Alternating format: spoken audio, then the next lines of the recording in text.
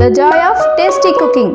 ఇవాల్టి రెసిపీ చిరుధాన్యాలతో దోశలు. చిరుధాన్యాలలో proteins, fibre, antioxidants పుష్కలంగా ఉంటాయి. వీటిని మన డైట్ లో ఇంక్లూడ్ చేసుకోవడం వల్ల చాలా హెల్త్ బెనిఫిట్స్ ఉంటాయి. ఇప్పుడు చిరుధాన్యాలతో దోశలు ఎలా ప్రిపేర్ చేయాలో చూద్దాం. ముందుగా ఒక బౌల్లో ఊదలు, సామలు, బియ్యం వేసి కడిగి స్ట్రెయిన్ చేసుకోవాలి. నీళ్లు వేసి 6 లేదా 8 గంటలు నానబెట్టాలి. చిరుధాన్యాలు నానిన తర్వాత పెసరపప్పు వేసి మళ్ళీ 30 నిమిషాలు నానబెట్టాలి. మీకు నచ్చిన ఏ చిరుధాన్యాలనన్నా యూస్ చేసి ఈ దోశలను ప్రిపేర్ చేసుకోవచ్చు. తర్వాత నీళ్లు తీసేసి మిక్సీలో వేసుకొని దాంతో పాటు పచ్చిమిర్చి, ఉప్పు, అల్లం పేస్ట్, కరివేపాకు వేసి గ్రైండ్ చేసుకోవాలి. ఈ దోశ పిండిని ఫర్మెంట్ చేసుకోవాల్సిన అవసరం లేదు. గ్రైండ్ చేసుకున్న వెంటనే దోశలు వేసుకోవచ్చు. పెనం వేడయ్యాక దోశలు వేసుకోవాలి.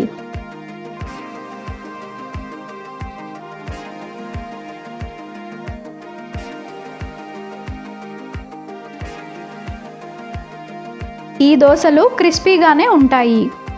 దోశల మీద తేనె వేసి చట్నీ లేదా పచ్చడితో సర్వ్ చేసుకోవాలి.